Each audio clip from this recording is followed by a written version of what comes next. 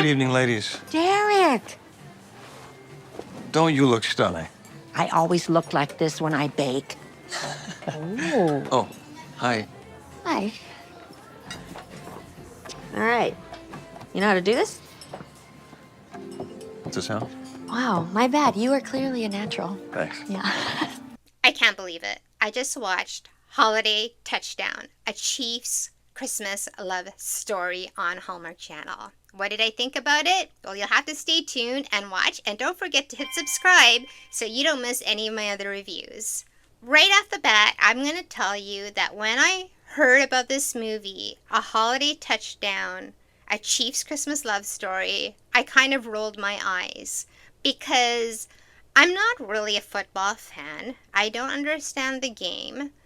And I know that a lot of the hype around the Chiefs has been because of Taylor Swift. It just felt so good. Like, that's the only reason why I know anything about who Travis Kelce is or Patrick Mahomes is and who Travis Kelce's mom and brother is. And I know that the Chiefs have been a long-standing team. I know that they've won games and they've won Super Bowls and everything like that, but I'm not a football person. So when I heard about this movie, I kind of did roll my eyes at it and thought, oh great, here's Hallmark Channel kind of getting on the bandwagon with the Chiefs. But I thought I wanted to give this movie a chance. The movie stars Hunter King, and she plays Alana, and it also stars Tyler Hines as Derek. Surprisingly, Ed Begley Jr. stars as one of Alana's grandfathers. So I thought that was really cool to see him. If you don't know who Ed Begley Jr. is, he's been in a lot of television and movie shows, so it was nice to see him in a supporting role in this movie. So this movie starts off in the past about how Alana's mom and dad met and how their grandparents met and kind of the history. And that little montage at the beginning was really sweet because one of the reasons why I like Christmas so much is because of the memories and growing up as kids and all those Christmas memories that you form with your family. So this was showing how the families met, how they started having Christmases together, how they loved going to see Chiefs games, that they all had season tickets that happened to be beside each other and they became great friends. They opened up businesses just down the street from each other. One had a son, one had a daughter, which is Alana's mom and dad, and they grew up together and they fell in love, and then Alana was born. So this is a family of football fans, specifically Chiefs football fans, and they always root for the Chiefs. They have the gear. One has a store called the KC Corner, which is just, Chiefs stuff. And so this family, the daughter, Alana, is going to take over the store when her parents and grandfather retire. And they have this magic retro hat that her grandfather was given by Santa Claus. And apparently when you wear this hat on Christmas Day, the Chiefs will win the Super Bowl. And they really believe in this superstition. And I get it. I know that there are some people and they're like, oh, I have my magic shirt on, or the Drake curse. Remember?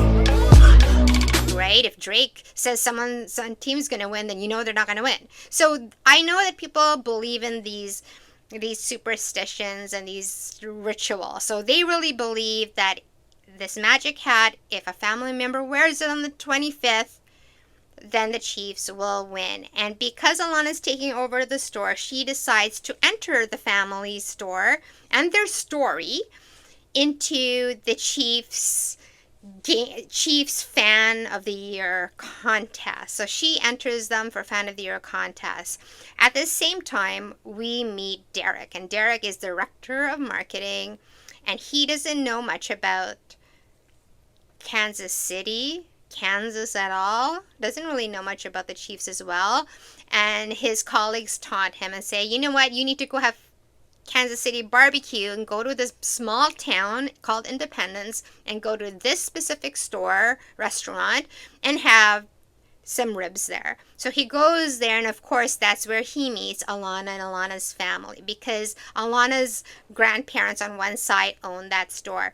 When they have this meet cute, it was kind of manipulated by the grandparents, right? And it was really cute that they were referencing things like, oh, in this Hallmark movie, in that Hallmark movie, this happens. And, so we get a sense that, okay, Alana, she's single. We know she's single because she says too that, she has fear of things not working out. And, one of the mom's advice was, well, don't let fear stop you from having hope. So I thought that was a nice motherly little advice. This movie, Hallmark knows how to do a holiday rom-com movie. This movie from start to end was full of Christmas cheer and full of Christmas merriment. For example, there is lighting of the houses, there's lighting of the trees, there's Christmas music, there's Christmas tree decorating, there's Christmas baking, there's Santa Claus. There was magical snow falling.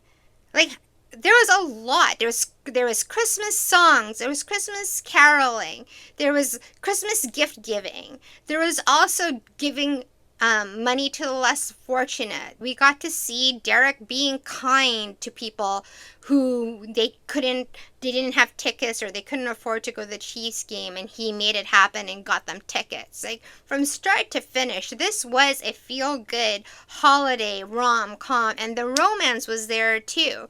Between Alana and Derek, there was chemistry off the bat. There was good rapport. They did a little bit, have a little squabble, because you got to have that tension in a romance movie. So there was a little bit of tension because Derek does not believe in magic. He does not believe in superstition, and he was trying to bring reason to them. And of course, like, when you're telling someone like, hey, the stuff you believe in is a joke, you get offended. So Alana was all offended. She was upset. But then turns out, he's the person who was kind of their liaison for this fan of the year. That's when they start liking each other. So one of the things I don't get, though, is that if it's a contest, you can't date the contestant. Like, that's not right. Like, that's unfair advantage, right? Like, he was dating her in the end during the contest, and I feel like conflict of interest. This is just wrong. Anyways, in Hallmark land, there's no such thing as conflict of interest. They were still dating. They had a romantic kiss. The flirting was really cute between them. We got to see her open up a little bit. We got to see him open up a little bit. Like, he admitted, for example, that he had moved a lot when he was a kid, and he would write Santa Claus, but it's always a different address, and he never thought that Santa would be able to find him. And guess what? Santa found him at the end, and Santa said, I found you.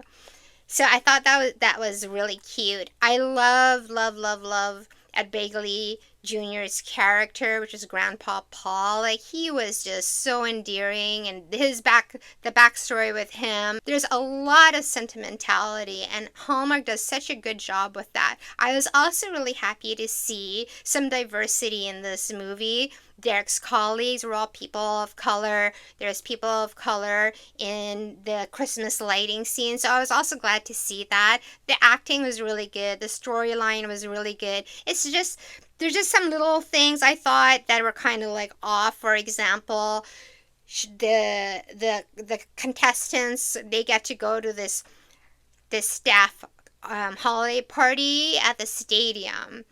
And Grandpa Paul was like, oh, this is a once-in-a-lifetime event. And, Alana goes back and says, no, you go to this once-in-a-lifetime event. And he's like, no, you go. But why didn't Derek, director of marketing, let Grandpa Paul go? Like, why didn't you let him go? I'm sure he can let him in, right? Like, I don't understand why he didn't let him go. I got it. I get it. You don't want Grandpa there at this romantic, because it turns out to be a big romantic date in the end. Another thing that I thought was kind of strange was, he says, I have a surprise for you, close your eyes. So he takes her and her eyes are closed, and he brings her where? To her season seats. This is so cool. Oh, I don't know how to thank you. Oh, your reaction stinks enough. Like, that's her season seats. Why take her to her season seats? Why not take her down to the football field? Wouldn't that be more romantic? Take her down to the football field. Like, I think that would be much better than taking her to her season seats that she sits in all year long. Granted, she said that, it was interesting seeing it so quiet, and I get that it's all quiet and everything, but I think he should have done a little bit more. Overall, this movie, though, I was just so surprised about how good it was. Even if you're not a football fan like me, I think you're going to enjoy the movie. There's cameos from Mama Kelce. There's cameos from other members of the football team. I don't know who they are. And there's also a cameo from the Chiefs coach, because I've seen him in photos. But overall, this movie has a lot of, Christmas magic. The romance was great. The comedy was good. Comedy mostly came from her parents. The comedy came from her grandparents mostly. There's not a lot of the comedy. The pacing of the movie felt right. They hit, kind of like this pinnacle where, he didn't believe in magic to believing in magic.